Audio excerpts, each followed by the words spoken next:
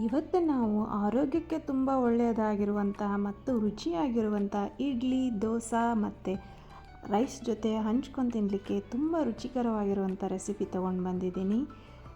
ಒಮ್ಮೆ ಈ recipe try ಮಾಡಿದರೆ ಮತ್ತೆ ಇದೇ ರುಚಿ ಬೇಕು ಅನಿಸುತ್ತೆ ನೋಡ್ರಿ. ಹಾಗಿದ್ರೆ ಬನ್ನಿ ಸುಲಭವಾಗಿ ಹೇಗೆ ಮಾಡೋದು ಈ ರೆಸಿಪಿ ಅಂತ ಸ್ಟಾರ್ಟ್ ಮಾಡೋಣ. ಹೊಸದಾಗಿ ನೋಡೋರು ಸಬ್ಸ್ಕ್ರೈಬ್ ಮಾಡಿಕೊಡ್ರಿ, ವಿಡಿಯೋನ ಪೂರ್ತಿಯಾಗಿ ನೋಡ್ರಿ.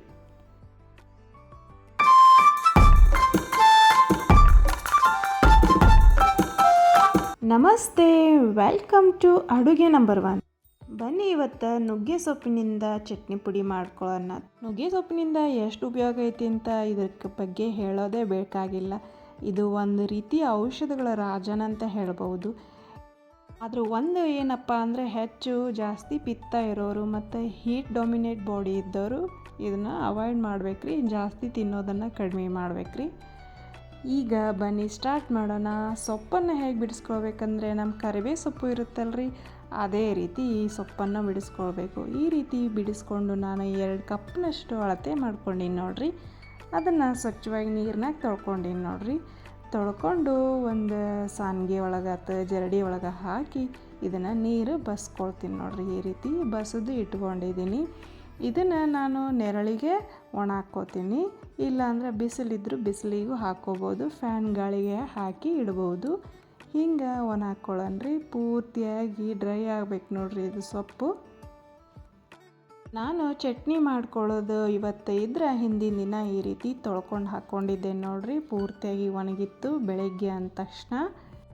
ಇದಕ್ಕೆ ಒಂದಿಷ್ಟು ಕಡಲೆ ಬೀಜ, ಶೇಂಗಾ ಕಾಳನ್ನ 2 ಟೇಬಲ್ ಸ್ಪೂನಷ್ಟು ಹಾಕಿ ಇದನ್ನು ಹುರ್ಕೊಳ್ತಾ ಇದ್ದೀನಿ ರೀ. ಆಮೇಲೆ 1 ಟೀ ಸ್ಪೂನಷ್ಟು ಎಣ್ಣೆ ಹಾಕಿ ಕಡಲೆಬೇಳೆ 1 ಟೇಬಲ್ ಸ್ಪೂನಷ್ಟು ಹಾಕಿದ್ದೀನಿ, ಮತ್ತು ಉದ್ದಿನಬೇಳೆ 1 ಟೇಬಲ್ ಸ್ಪೂನಷ್ಟು ಹಾಕಿ ಇದನ್ನು ಲೋ ಫ್ಲೇಮಲ್ಲಿ ಅಥವಾ ಮೀಡಿಯಮ್ ಫ್ಲೇಮಲ್ಲಿ ಇದನ್ನು ಹುರ್ಕೊಳ್ಳೋಣ್ರಿ. ಆಮೇಲೆ 1 ಟೇಬಲ್ ಸ್ಪೂನಷ್ಟು ಹವೀಜ ಧನಿಯಾ ಕಾಳುಗಳನ್ನು ಹಾಕ್ಕೊಂಡಿದ್ದೀನಿ, ಅರ್ಧ ಟೇಬಲ್ ಸ್ಪೂನಷ್ಟು ಜೀರಿಗೆಯನ್ನು ಹಾಕ್ಕೊಂಡಿದ್ದೀನಿ.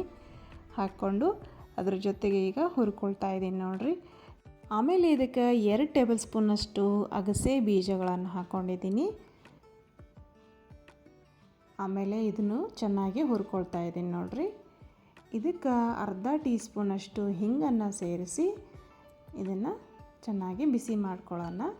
ನಂತರ ಇದೆಲ್ಲ ಆದಮೇಲೆ ನಾವು ಹುರ್ಕೊಂಡಿರೋ ಪದಾರ್ಥಗಳನ್ನು ಪಕ್ಕಕ್ಕೆ ಎತ್ತಿಡೋಣ, ಅದು ತಣ್ಣಗಾಗಲಿ.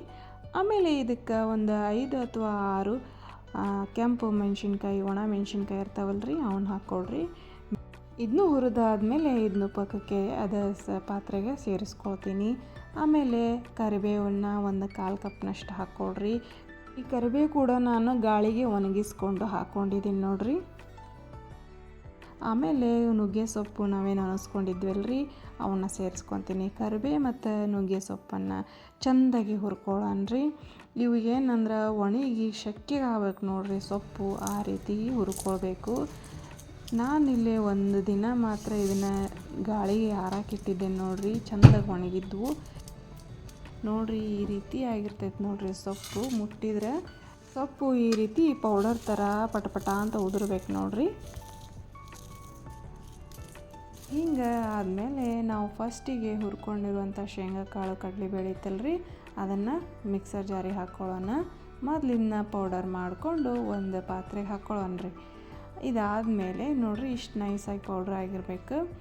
ನಂತರ ಇದಕ್ಕೆ ಜಾರಿಗೆನ ಒಣ ಮೆಣಸಿನ್ಕಾಯಿ, 5 ಅಥವಾ 6 ಬೆಳ್ಳುಳ್ಳಿ ಮತ್ತು ನುಗ್ಗೆ ಸೊಪ್ಪು, ಕರಿಬೇವು ಸೊಪ್ಪನ್ನು ಸೇರಿಸ್ಕೊಂಡು ರುಚಿಗೆ ತಟಗೆ ಉಪ್ಪನ್ನು ಸೇರಿಸ್ಕೊಳ್ಳೋಣ್ರಿ. ಖಾರ ಕಡಿಮೆ ಆಯಿತು ಅನ್ನಿಸ್ತು, ಅದಕ್ಕೆ ನಾನು ಮೇಲೆ ಒಂದು ಸ್ವಲ್ಪ 1 ಟೇಬಲ್ ಸ್ಪೂನ್ ಅಚ್ಚ ಖಾರದ ಪೌಡ್ರ್ ಹಾಕ್ಕೊಂಡೀನಿ ರೀ. ಹಾಕಿ ಇದನ್ನೆಲ್ಲ ಗ್ರೈಂಡ್ ಮಾಡಿಕೊಂಡು ಮೊದಲೇನು ಮಾಡ್ಕೊಂಡಿದ್ವಲ್ರಿ ಅದ್ರ ಜೊತೆಗೆ ಈ ರೀತಿ ಮಿಕ್ಸ್ ಮಾಡಿಕೊಂಡು ಇನ್ನೊಂದು ಸಾರಿ ಇದನ್ನು ಗ್ರೈಂಡ್ ಮಾಡ್ಕೊಂಡ್ರಾತ್ರಿ. ಅಷ್ಟು ಕೂಡಿ ಇನ್ನೊಂದು ಸಾರಿ ನಾನು ಗ್ರೈಂಡ್ ಮಾಡ್ಕೊತೀನಿ ರೀ. ಆಮೇಲೆ ಇದು ಕರೆಕ್ಟಾಗಿ ಪರ್ಫೆಕ್ಟಾಗಿ ಚಟ್ನಿ ಪುಡಿ ಮಸ್ತಾಗಿ ನೈಸಾಗಿ ಬರ್ತೈತಿ ನೋಡಿರಿ. ಈಗ ಇನ್ನೊಂದು ಸಾರಿ ಗ್ರೈಂಡ್ ಮಾಡ್ಕೊಳ್ಳೋಣ. ಈ ರೀತಿಯಾಗಿ ಚಟ್ನಿ ರೆಡಿ ಆಗುತ್ತೆ ನೋಡಿ. ಎಷ್ಟು ಪರ್ಫೆಕ್ಟಾಗಿ ಚಟ್ನಿ ಪುಡಿ ರೆಡಿ ಆಗೈತಿ. ಇದನ್ನು ಒಂದು ಗ್ಲಾಸ್ ಕಂಟೈನರ್ ಒಳಗೆ ಹಾಕಿ ಇಡ್ಬೋದು ರೀ. ಒಂದು 10 ದಿನವರೆಗೂ ಇದನ್ನು ಯೂಸ್ ಮಾಡ್ಕೋಬೋದು, ತುಂಬ ಚೆನ್ನಾಗಿರುತ್ತೆ. ಆರೋಗ್ಯಕ್ಕೆ ಮಾತ್ರ ನಂಬರ್ 1 ಇದೆ ಹೇಳಬಾರ್ದು. ಮತ್ತು ನಾವು ಡೈಲಿ ಇಡ್ಲಿ, ಚಪಾತಿ, ದೋಸೆ ಈ ರೀತಿ ಮಾಡಿದಾಗ ಅದ್ರ ಜೊತೆ ಹಂಚ್ಕೊಂಡು ತಿನ್ನಲಿಕ್ಕೆ ತುಂಬ ಚೆನ್ನಾಗಿರುತ್ತೆ ಟೇಸ್ಟ್. ಲೈಕ್ ಮಾಡಿರಿ, ಶೇರ್ ಮಾಡಿರಿ, ಸಬ್ಸ್ಕ್ರೈಬ್ ಮಾಡಿರಿ. ಈ ವಿಡಿಯೋ ಇಷ್ಟ ಆಗಿದ್ರೆ ಪಟ್ನ ಒಂದು ಕಮೆಂಟ್ ಮೂಲಕ ತಿಳಿಸ್ಕೊಡ್ರಿ. ಹಾಗೆ ಈ ರೆಸಿಪಿ ಕೂಡ ಟ್ರೈ ಮಾಡಿರಿ. ಹೀಗೆ ರುಚಿಯಾದ ರೆಸಿಪಿಯೊಂದಿಗೆ ನೆಕ್ಸ್ಟ್ ವಿಡಿಯೋದಲ್ಲಿ ಸಿಗ್ತೀನಿ. Thank you.